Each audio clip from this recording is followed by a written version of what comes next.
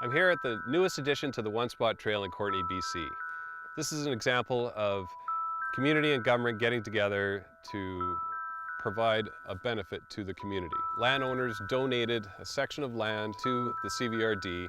The CVRD donated the time and the infrastructure to build a trail that the community can enjoy. This is an example of a good deal. The Trans-Pacific Partnership Agreement, not a good deal. What's wrong with these trade deals? This is new for us and something that I think we should all be paying a lot of attention to. I am steaming mad. Because we are not part of that business called the economy. Where did the good jobs go? What happened? How could the government of Canada possibly do this to the people of Canada? Where's the moral leadership here in this country? When they're in a position of trust and they're supposed to work on our behalf for the betterment of the people. So that's why I'm mad. I think we're being sold down the river here. Our country is rapidly changing. FIPPA is a very grave danger to Canada. The Canada that we are hanging on to is going to be devastated. It's spiraling out of control. It is absolutely not sustainable. It will implode. And I don't know what's going to happen to my granddaughter. I don't know what kind of world we're going to leave them.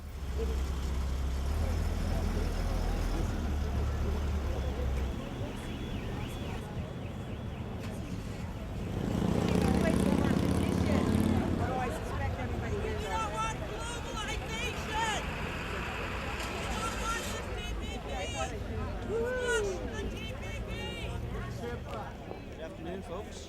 The Council of Canadians are holding a press conference at this moment.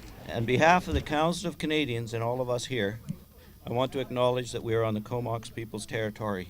I'm a retired teacher. I'm a welding instructor at North Island College. I'm from the Hupachesset First Nation in Port Alberni. I'm an executive member of the Council of Canadians here in the Comox Valley. I would like to be a proud Canadian. I've always been involved or interested in trade and the trade issues, right from the World Trade Organization Battle of Seattle in 1999 up until the present day. Yes, hi.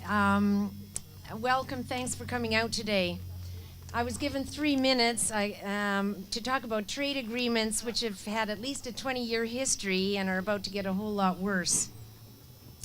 Deregulation by our government, together with trade agreements, are more correctly called corporate rights agreements, have done a tremendous amount of damage to many areas of our society. It has cost taxpayers $160 million in settlements with $2.5 billion awaiting decisions. NAFTA is the blueprint for the upcoming treaties, which contains an extremely detrimental clause known as the Investor-State Dispute Mechanism. This gives foreign multinational corporations the right to sue governments for projected loss of profits. Well, that clause allows a country like China to sue Canada for anything that they see interferes with their ability to make a profit. There's actually a host of concerns that have to do with the everyday life of people in this country and in other TPP countries. There are concerns that there was a leaked text on investment that would allow empower corporations to attack our public interest regulation, like environmental laws, public health laws, to take them to foreign tribunals and bypass our own domestic courts. TPP, CETA, and FIPPA are all the same in that they are negotiated in secret and give investors extraordinary powers to challenge our democratic process at all levels, down to our local and regional governments. So in the case of Hupachesset First Nation, where they want to make an international port that will slowly kill our fish because of all the traffic in the small canal that we have. Unfortunately, it's a deep sea canal.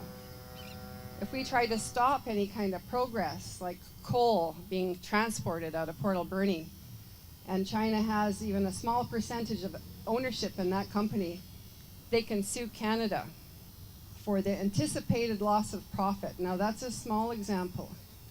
When you're looking at Enbridge or the Northern Gateway Pipeline, and now you're looking at the billions of dollars. And who pays for that? Taxpayers do. Transfers from federal government to First Nations. Transfers from federal governments to the provinces. It will come out of your medical plans. It will come out of education. It will come out of any place that they can make up that money. How will the proposed trade deals affect the proposed Raven mine? That would impact any level of government having oversight on it. Like if the regional district or the city of Courtenay or the province of BC wanted to legislate something because maybe the oyster farms of Bain Sound were getting wiped out, and if it anything that affected a company's expectations of profit, it doesn't even have to necessarily be real. It's like a perceived threat could cause launch a action at one of these secret offshore tribunals. So of course it's going to really seriously degrade our so-called democratic process.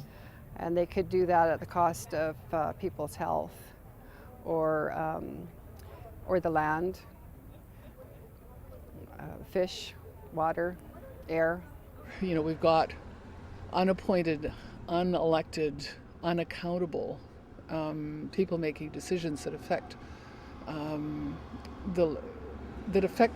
not only the lives of people in like this community or in Ecuador or wherever, but affect our governments, like affect the, you know, I mean, we could say that we don't want something here, and a judicial body could say, well, too bad. Yeah, you can go ahead and make the decision that you don't want it, but we're going to sue you for really a lot of money. Because we're impeding their ability to make a profit. Yes, yeah, that's right. In reality, it means that these corporations are above the law of the land in which they are doing business. It is seen as protecting the rights of the investor over and above the rights of the citizen. Over the past 20 years, there have been numerous claims made by corporations against our government using NAFTA. 28 to date, 66 among the 3 countries. Examples are laws protecting human health and the environment against toxic chemicals and endangered species and their environments have been challenged. Our public health care system has been challenged. Safety and building codes are at risk. Green jobs and sustainable energy are being threatened. Challenges made because crown corporations give preferential treatment. Pharmaceutical companies failing to deliver on drug promises are challenging patent laws. A province's right to ban controversial methods of gas drilling are at risk. Full-time employment and benefits have been replaced by part-time jobs with no benefits. Our jobs are threatened by continued downsizing and wages are frozen or reduced. Employment going to poor countries where wages are poor and working standards don't exist. Labor is on a race to the bottom. The TPP has been touted as NAFTA on steroids. Yes, yes. Was NAFTA good or bad for Canadians? NAFTA was bad for Canadians. We're 20 years into NAFTA, and I think all of us are feeling like, so where did the good jobs go, right? What happened? People lost their jobs. I just finished speaking to a man in the forest industry, and he said since NAFTA, in the last 20 years, we've had 300,000 forest industry jobs have been lost because of NAFTA. That's just one small example in one province. Yes, trade went up for some, but wages and ability to make ends meet, and in some cases starvation, have happened because of these kinds of investor rights treaties that have been signed all over the world, all over the globe. Who actually made money on that deal? And you know, what we know about what's happened in all 3 countries is that the gap between the rich and the poor has widened. There are some people in Mexico who have gotten very rich, but the gap between, you know, even manufacturing workers, wages for manufacturing workers, hasn't narrowed. Like it hasn't. Mexicans aren't closer to North American workers. And all of us are feeling like there aren't good jobs. There aren't, you know, we're all looking at part-time or unsustainable jobs. And I think we're going to be feeling more of that. Corporations and investors tend to have very narrow interests, maximum profit. The NAFTA example shows us that some big corporations have done very well while countless small businesses and real wages have suffered. It's only been good for the investors, and that is what they call the economy. So it's a misrepresentation of what we mean. What do they mean by the economy? This, according to Oxfam, of the world's 85 richest people, is equal to the 3.5 billion poorest people. It's fantastic. And this is a great thing because it inspires everybody, gets the motivation to look up to the 1% and say, I want to become one of those people. I'm going to fight hard to get up to the top. This is fantastic news, and of course I applaud it. Because we are not part of that business called the economy. In my lifetime, I mean, I grew up in an era that was so positive. The workers had a more equal share of the job market, of the economy. They actually had incomes that were sustainable, that they could participate and flourish in an economy that made sense. Now what we have is this huge disparity between the 1% and the rest of us, because it's so unequal. And so what kind of an economy is that? We don't want to be part of this kind of economy. We don't want to see this happen to our environment. We don't want to see this happen to our roads. We don't want to see, there's a whole bunch of reasons we want to privilege a sustainable industry over one that isn't. Well, our resources and our environment and our jobs go out the window to somewhere else, and our standard of living continually goes to the bottom lowest denominator. It's not a world I want to live in or leave to my grandchildren. So I dropped everything then because it was just threatening us on every level. And me at the time, I was a student in the welding class, and I could see already that it was a threat to my career because of them bringing in cheap labor. And that's already been happening, and it was already escalating. I'm a welding instructor at North Island College, and I'm concerned about the future employment of my students. Right now, there is one of our Canadian organizations that works under the Canadian Standards Association. They're called the Canadian Welding Bureau. Right now, they are assisting a company in the Philippines to train workers for Canada. What brought me here today was the first political rally I've ever attended. The whole thing with bringing foreign workers in, to me, is that we're just taking opportunities away from our own people. It's totally wrong that under these deals that a Canadian organization like the Canadian Welding Bureau, who oversees quality of Canadian welding, is involved with an offshore company for training offshore workers to come in specifically for Canadian jobs. To see them training workers that would enter the Canadian labor market seems wrong to me. It also seems wrong to me that there seems to be a drummed up need for workers, and talking about a huge worker shortage where nobody comes to our college to recruit. We have no officers of companies or people coming to check out the availability of our students for employment, yet it seems to be happening in another country, and so that's why I'm mad. So I think we're being sold down the river here. To me, the future of our young people, I have children and students, where will it end? So it wasn't just from a standpoint of jurisdiction or environmental or anything, but it was also a direct threat to my financial well-being. The number of impoverished has grown in all three countries. Inequality is growing between the countries and between the rich and poor within our country. We've seen an increase in privatization of all things publicly run, like education, healthcare, and social services, such as water, transit, and energy. The destruction of our cities from unprecedented environmental and climate crisis is worsening. We cannot survive another 20 years of NAFTA or NAFTA-like agreements. Yet, there is CETA, a trade agreement between Canada and 27 European states. Issues include a freeze on public services, including health, water, and energy, more power to corporations to challenge the creation of new services in the future, an expanded investor-state dispute process, a ban on buy local or buy Canadian, and an extension on patents for brand name drugs, increasing drug costs by $800 million to over $1 billion annually. Increasing the price of medicines. They want to extend patents for large pharmaceutical companies so generic companies can't compete. It seems strange to me that we have all these laws that give corporations many privileges, and we're extending laws to make medications more expensive for a longer period of time. I try and wrap my head around the morality of making billions of dollars off sick people. Why can't we make a law that says you can't patent life-saving drugs? Does that not make sense? Why are we making these other laws? Are we making these other laws? I don't understand why can't we just make a law that says you can't patent if it's for human health? Yes, absolutely. Of course it does. But we don't have a government with the will to do it. I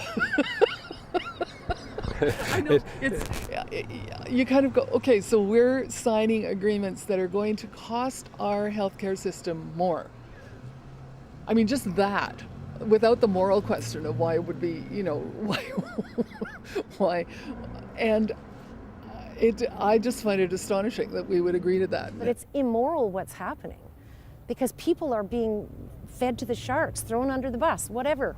We are not important.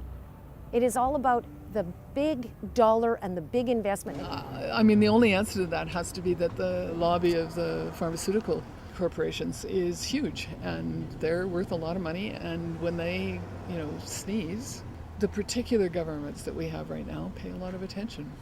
It's not about the companies themselves per se, although I'm giving them credit here, but it's about the endorsement of and the ideology of our governments that are in charge. There are some governments in this world who will not participate. And in the face, that a government who is otherwise saying that they're wanting to cut the costs of everything and be all fiscally responsible is the government that's taking us down this path.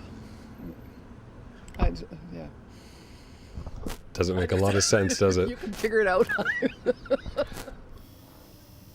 The TPP, with 12 nations around the Pacific led by the U.S., major issues including extending the length of patents, again on drug brand names, but expanding this to other drugs, driving up the healthcare costs. Copyright and internet rules that stifle and corporatize the web. Attacking Canadian dairy, poultry, and egg farmers, and expanding the foreign investor rights to challenge public policies outside the court system using the investor-state dispute mechanism. 0.5% of Canadians spoke out or phoned in or signed petitions or did anything about FIPPA in 2012, and we managed to stall it. The Canada-China FIPPA is one of 3 extreme trade deals. There's also TPP and CETA, all of which will undermine our rights. And now the Hupatchisitt Band have got a legal challenge against it. And this is really good, strong stuff, and we're extremely pleased that Brenda Sears is with us. My name is Brenda Sears. I'm from the Hupatchisitt First Nation in Port Alberni on Vancouver Island. And I hold the portfolio, the Canada-China FIPPA portfolio, on behalf of our nation. It's been an honor to do this work for the past year, not only for the people of Hupatchisitt and future generations, but for all people of Canada whose rights, constitutional rights, will be undermined. When I first heard about it, my friend Ellen here, standing in the front in the purple coat, had sent me an email from Elizabeth May from the Green Party. When I read this site and what Elizabeth May had to say, I was in shock. I couldn't believe that this site was real. Because I thought to myself, how could the government of Canada possibly do this to the people of Canada when they're in a position of trust and they're supposed to work on our behalf for the betterment of the people? When I learned about that, I basically dropped everything to do what I could to try to stop it. And we only found out about it in late September of 2012 because of the tenacity of Elizabeth May. Speaker, here's your 60-second briefing on the Canada-China Investment Treaty, the most significant treaty of its kind since NAFTA. Now it confirms that Chinese state-owned enterprises will have the right to complain and charge for damages from decisions in Canada by municipal, provincial, territorial, or the federal government. It confirms this treaty will apply for a minimum of till 2027 and potentially till 2042. And China can complain of anything it feels is arbitrary. It will be of greater benefit to Chinese investors in Canada than to Canadian investors in China. No province has been asked if it approves of this agreement. Yesterday, the Prime Minister asked that members of this place should acquaint themselves with the treaty. I have. It threatens our security, our sovereignty, and our democracy. And yet this 60 seconds will be the only briefing this House gets. And she put it out through her network what it was, and it was so unacceptable that I just went ballistic on it.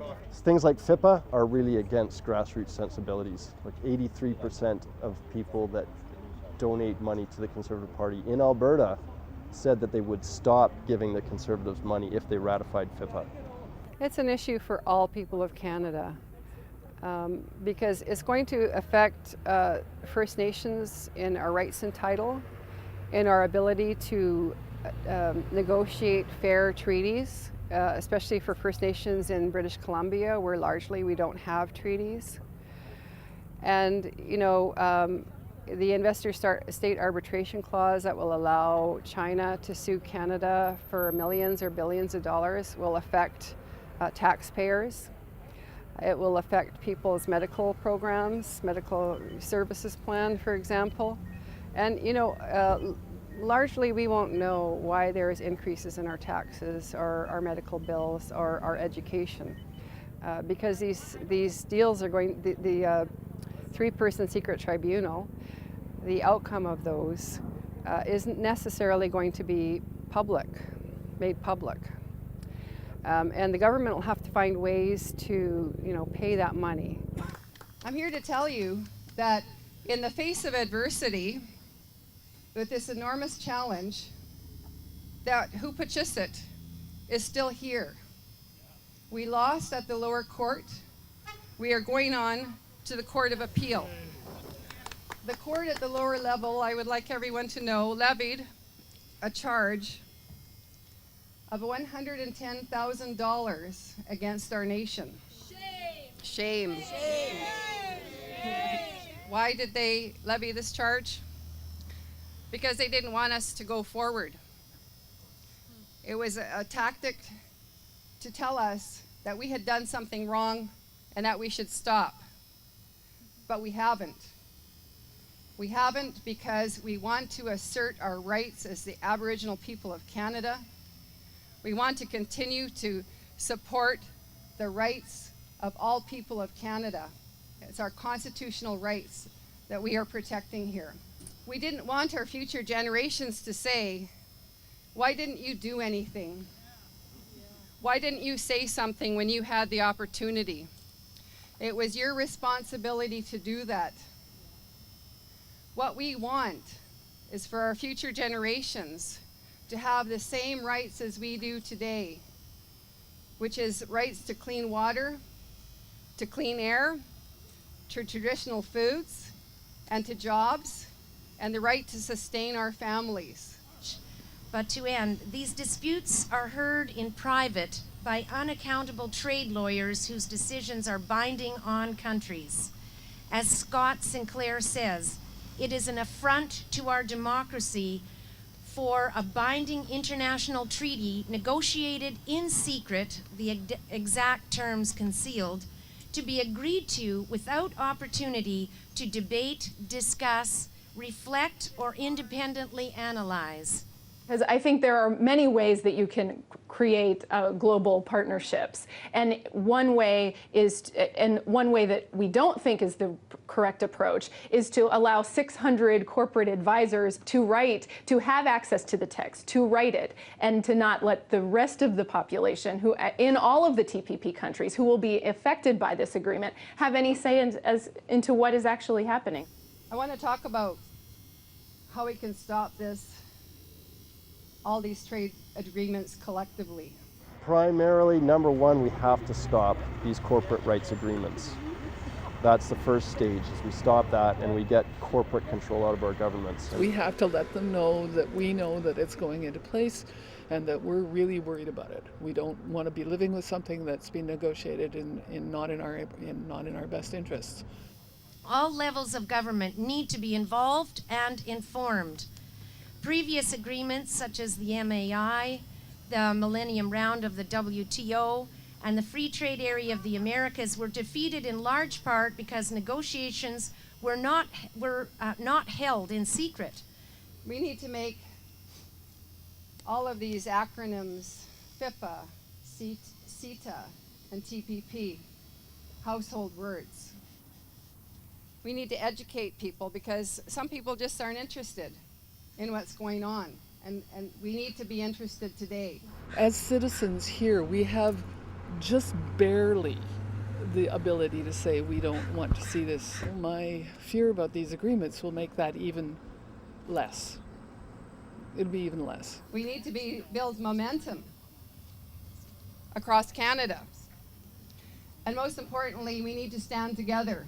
Big news in the USA, there's been a huge outpouring of resistance against the TPP. It looks like they're knocking out fast track. Look at people power at work. People can do all kinds of things to help. They can help in educating others on what it means to the people of Canada, what it will mean to the future of Canada. They can write to their MLAs, their MPs.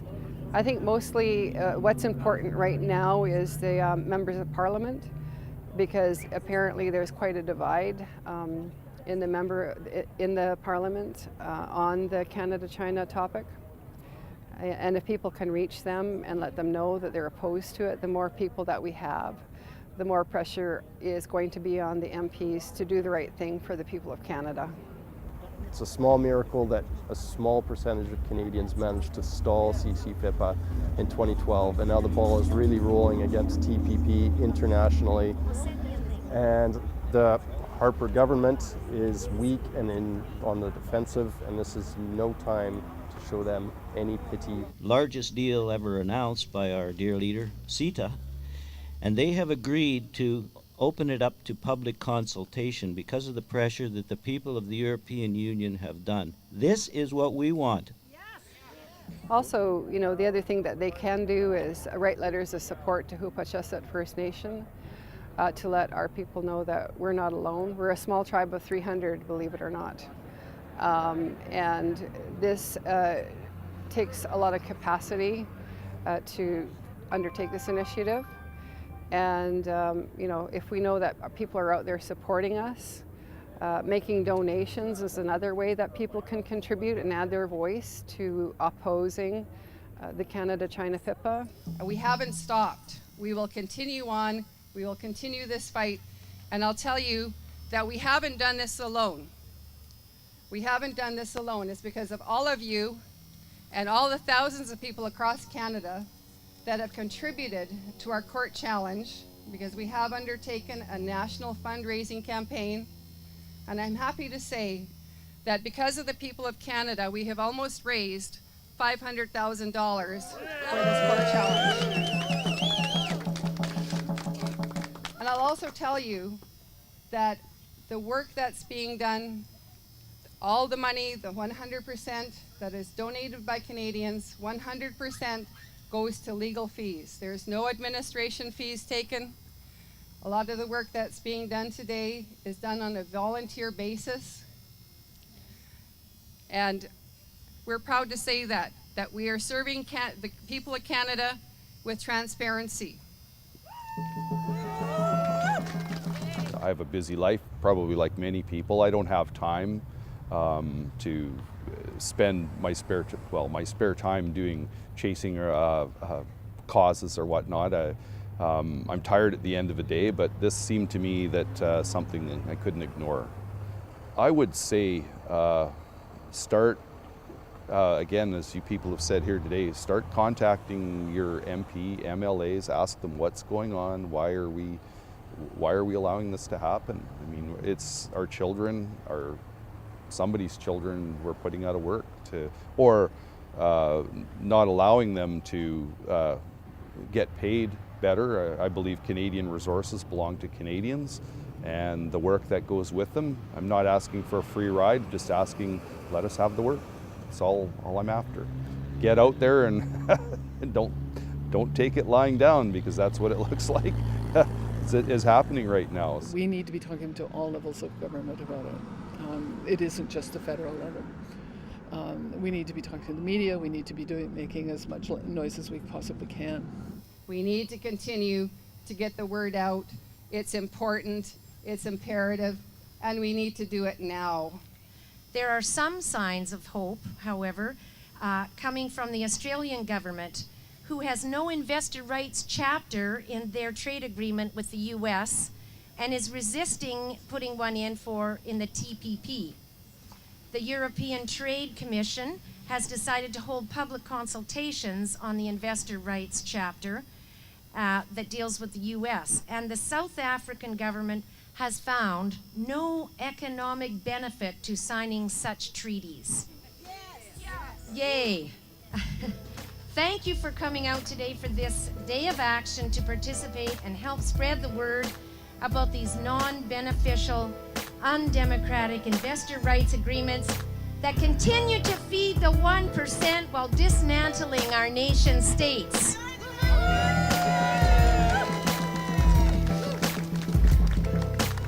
We didn't want our future generations to say, why didn't you do anything? Why didn't you say something when you had the opportunity? It was your responsibility to do that. What we want is for our future generations to have the same rights as we do today, which is rights to clean water, to clean air, to traditional foods, and to jobs, and the right to sustain our families.